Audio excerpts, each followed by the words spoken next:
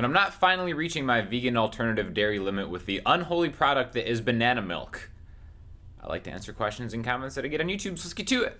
Hey Sean, do you think it's more beneficial to practice skills or songs? For example, practicing finger picking versus practicing songs with finger picking. So here's the thing, practicing songs, you are practicing skills. I think the thing is to be cognizant enough to know what skills you're practicing during songs, okay? So a real quick example, just a song that I'm doing this week is the Elliott Smith song, Baby Britain, right? The main part is just 4 chords. E minor, A minor, G, C. So you can play like this.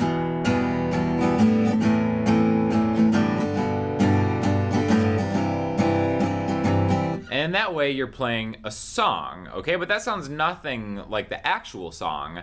If you were to really try to like listen to the song, maybe be like,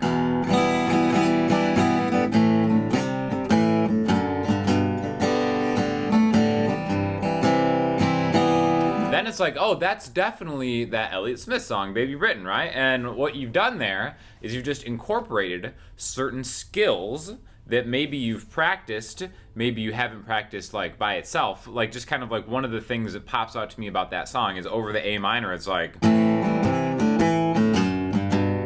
there's like a walking bass line that happens over that A minor chord. And if you're to really just kind of tab out that bass line, it's A, the minor third of A, the fifth of A, walking it into the next chord, okay? So, and I don't really want to make this like a lesson about walking bass lines, but the point is that any single song can have a walking bass line in it. So, you know, to do that, you might want to practice just walking bass lines, but I think that's stupid if you're just practicing like you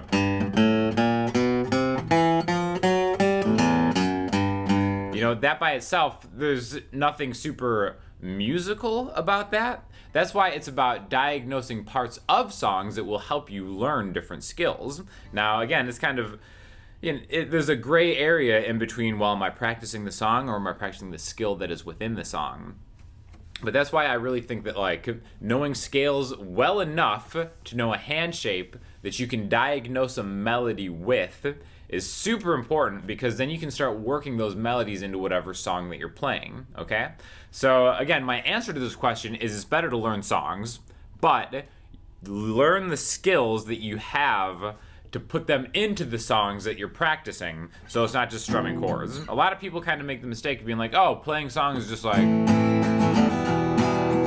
playing the chords, right? But there's so many different things that you can do to accompany just the chords that you're doing, right? So the trick is to know the skills well enough to be able to see them in your mind's eye, to be like, all right, A minor, what's all the stuff I can do with that A minor? Which skill am I gonna incorporate that? Is it gonna be hammer-ons? Is it gonna be like an arpeggio? Or like, is it gonna be like a pentatonic scale? Like those are all different little A minor things. Those are different little skills, whether it's hammer-ons, scales, arpeggios, that you can incorporate into more of a songwriting thing. So my advice is to always play songs, because then you're learning more than just a single skill. If you're just kind of being like, all right, A minor scale.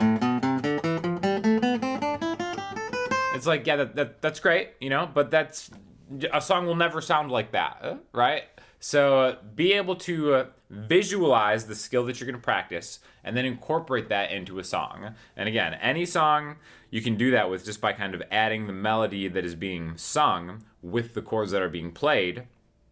And that all comes from just kind of like knowing a few scales, not necessarily knowing them down so well that you can just like shred all up and down the neck, just kind of like being able to have some infrastructure to find those notes and then add them to the chords, and then eventually you'll be playing songs and practicing skills at the same time.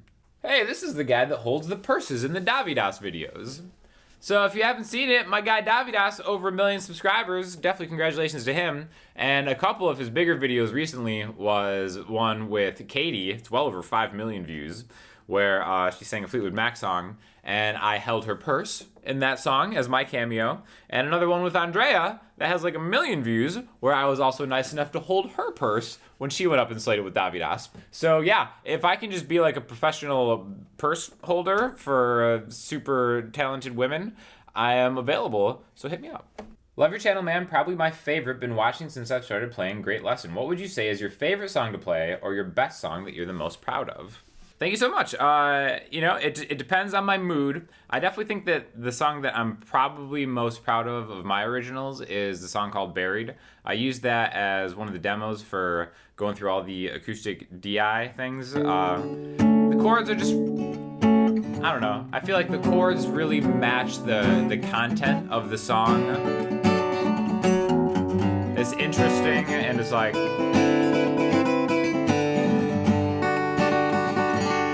it's really fun to loop because then you can kind of add the melody over it. I'll link you to it because I think the original version that I did for one of my albums back in the day, I think that the guitar part, I just love. It's one of those guitar parts where like I was kind of writing it separately and then I put the verse lick over the B part chords and it just, I don't know. I feel like I just had a moment like that's awesome. So I think my favorite one to play is probably Buried, but it definitely depends on my mood. The Dragonfly riff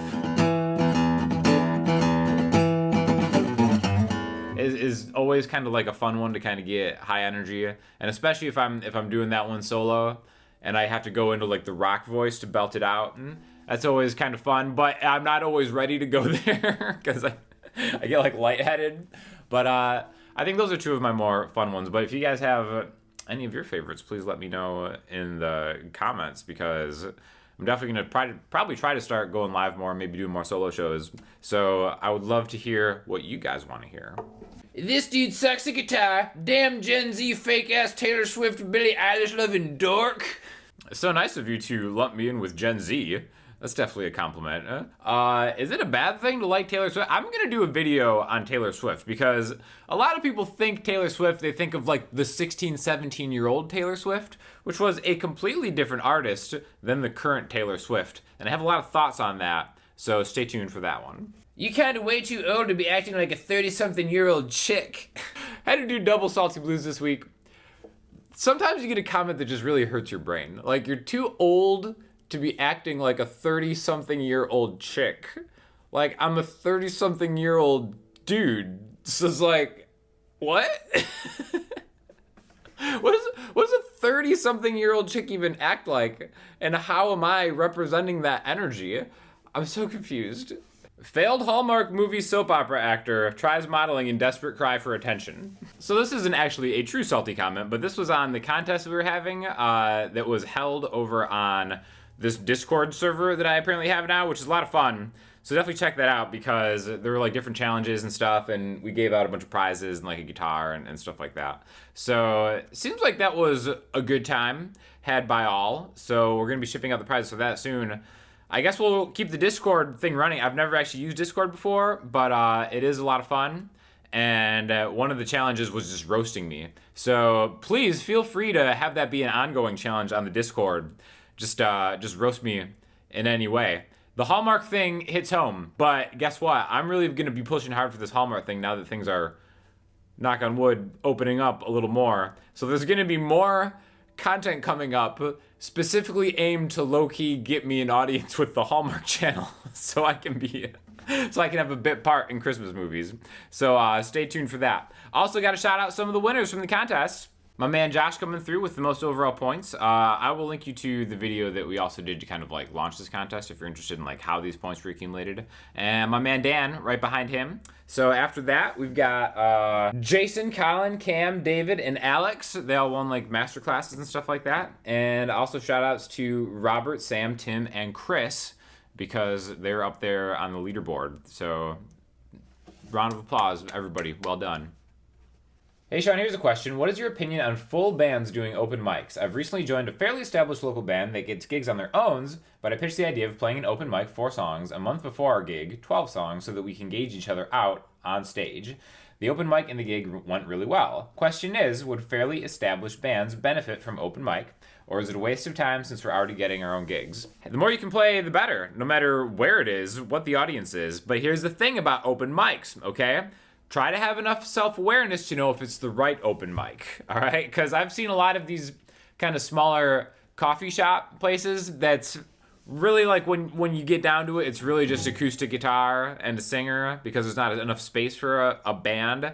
I've seen bands try to play those, and it's super awkward because, like, the band has all their stuff just set up in everybody's way, and then on the transfer from performers, which shouldn't take that long, you have to wait for like a full band to set up and play in a place that there just should not be full bands playing. So as far as like just getting experience with your band, if that's kind of like the vibe at that particular open mic, 100% do it as often as you can. The more you play, the better you're gonna get. But again, don't try to force a full band setup on an open mic that maybe is not the right place for it.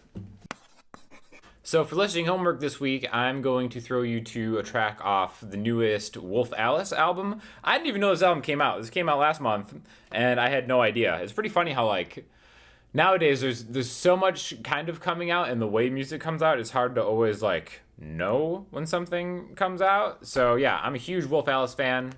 Stoked on this album. This is one of my favorite tracks off of it, so check that out. And if you have any questions or comments, hit me up in the comment section, Instagram, Twitter, or the website. I'll talk to you all soon. Thanks a lot.